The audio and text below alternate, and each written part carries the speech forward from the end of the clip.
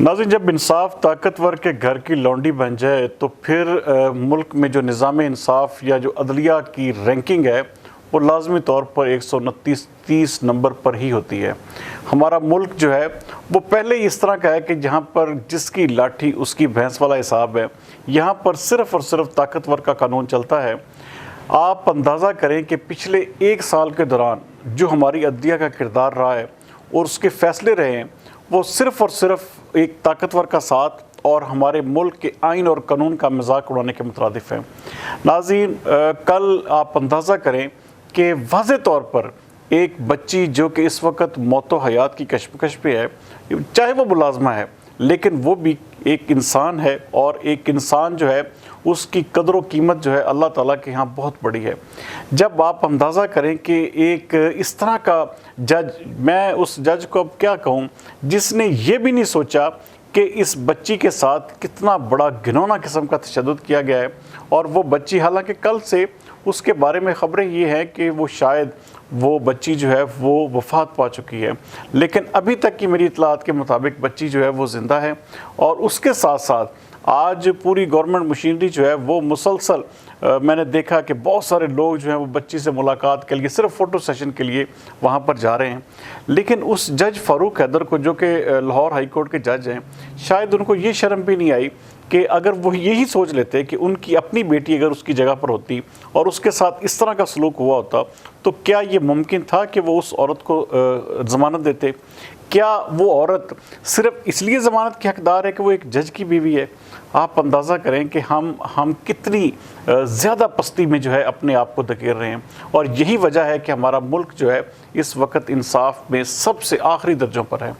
नाज़रीन, बच्ची का तो अब ये जिसे कहते हैं कि अल्लाह ताला उसे ज़िंदगी दे, लेकिन मुसलसल कोशिशें सिर्फ इसी बात पर हो रही हैं कि किसी तरह से इस बच्ची के लवाहिकीन से उस जज की फैमिली की जो है वो किसी न किसी तरह से राज़ीनामा हो जाए, इनकी आपस में सुलह हो जाए और कुछ दे दिलाकर इस मामले को हल करने की कोशिश की जा रही है। आज बाकायदा आप अंदाज़ा करें कि फैसल वाडा जैसे लोग भी वो इस केस को जिसे कहते हैं कि इसके अंदर डील करवाने में मुलव्वस पाए जा रहे हैं। मैं एक ऑडियो टेप सुन रहा था जिसमें वो बच्ची के लवाहिकीन से बात कर रहे थे और जिसमें वो ये कह रहे थे कि किसी भी सूरत में आप चाहे 5 साल धक्के खा लें, इस मुल्क में आपको इंसाफ नहीं मिलेगा। तो इसलिए बेहतर है कि आप कुछ पैसे लें, कुछ दे दिलाकर इस मामले को रफ़ा दफ़ा करें और अपनी जो है वो एक किस्म की ज़िंदगी संवारें।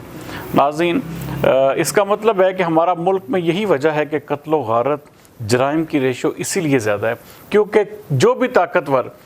वो जब ये समझता है कि उसके पास इतना पैसा है कि वो किसी को कत्ल भी करेगा तो कल कला को वो आराम से उसके साथ सुलह करके उसको पैसे देकर उसके बाद फिर दोबारा से जेल से बाहर होगा और फिर वही बदमाशी और फिर वही सिस्टम जो है उसके सामने होंगे। तो इसलिए यही वजह है कि हमारे मुल्क में लाकानूनियत जो है वो आए रोज़ बढ़ती जा रही है। हमारा जो जराइम का रेशो है वो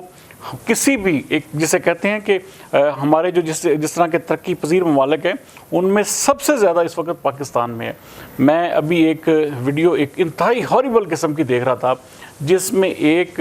प्राइवेट फोर्स के एक वो जो सरबराह है उसने कहीं पर सिंध के 5 के 6 कच्चे के डाकुओं को वहाँ पर मारा था। अब डाकुओं को मारना तो मेरे ख्याल में बहुत बड़ी एक किस्म की अचीवमेंट होती है, लेकिन उस बेचारे के साथ क्या हुआ कि आज उसे सरेआम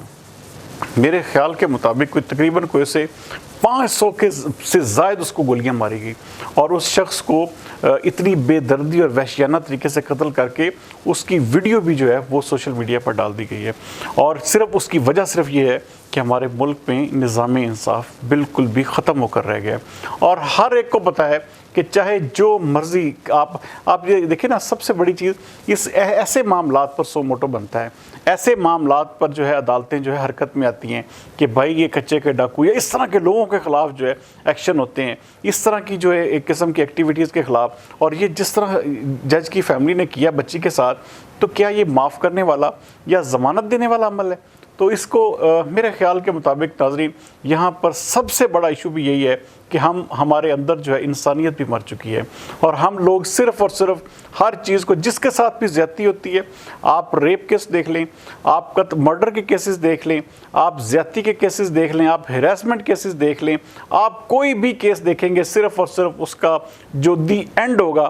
وہ دے دلا کر وہ جو ہے اس کو رفع دفع کر دیا جائے گا، اور یہی وجہ ہے کہ لا قانونیت بھی بڑھتی جا رہی ہے اور جرائم بھی بڑھتے جا رہے ہیں۔ بہرحال اس بچی کو اگر تمام لوگ، ہمارے سوشل میڈیا کے دوست اس کو اگر اٹھائیں اور اس معاملے کو جتنا بھی زیادہ ہائی لائٹ کریں، وہ بچی کا نام رضوانہ ہے، تو اس بچی کو میرے خیال میں جسٹس فار رضوانہ کے حوالے سے ٹرینڈ بھی چلنا چاہیے، اور خاص طور پر ایسے لوگ، ایسے جو کرمنلز قسم کے، جو اپنے آپ کو سمجھتے ہیں کہ ہم بہت طاقتور ہیں اور ہم ہر قانون سے مبرہ ہیں، ایسے لوگوں کو قرار واقعی سزا ملنی چاہیے، اور ان لوگوں کو ہر صورت میں کٹہرے میں لانا چاہیے۔ بہرحال حکومت کے آخری 10-15 دن ہیں، ہم امید کرتے ہیں کہ عدلیہ نے میرے خیال میں حکومت کے ساتھ اچھی نہیں کی، تو اس لیے حکومت کا جو ہے وہ اس میں کم از کم کوئی کردار ایسا نہیں ہونا چاہیے کہ مجرم کی گرفتاری میں، پولیس کو تو آپ استعمال کر سکتے ہیں۔ اگر جوڈیشری ایک طرف ضمانت دے رہی ہے، تو جہاں پر عمران خان کے لوگ جو ہے وہ پچھلے 2-2 مہینے سے جیلوں میں بند ہیں، تو اس جج کو اور جج کی بیوی کو بھی میرے خیال میں بند کرنا چاہیے، اور ان کو بھی کم از کم 6 مہینے قید میں رکھ کر، تاکہ ان کا دماغ جو ہے وہ درست ہو اور ان کو پتہ ہو کہ کسی کی بچی کے ساتھ کس طرح زیادتی کی جاتی ہے۔ بہرحال تمام سوشل میڈیا کے دوستوں سے یہی التجا ہے کہ اس معاملے کو لازمی طور پر اٹھائے رکھیں، کسی صورت میں بھی اس کو جو ہے ٹھنڈا نہ ہونے دیں جب تک اس بچی کو انصاف نہیں مل جاتا۔ اگلے پروگرام تک سردار امین جتوئی کو دیجیے اجازت۔ پاکستان زندہ باد۔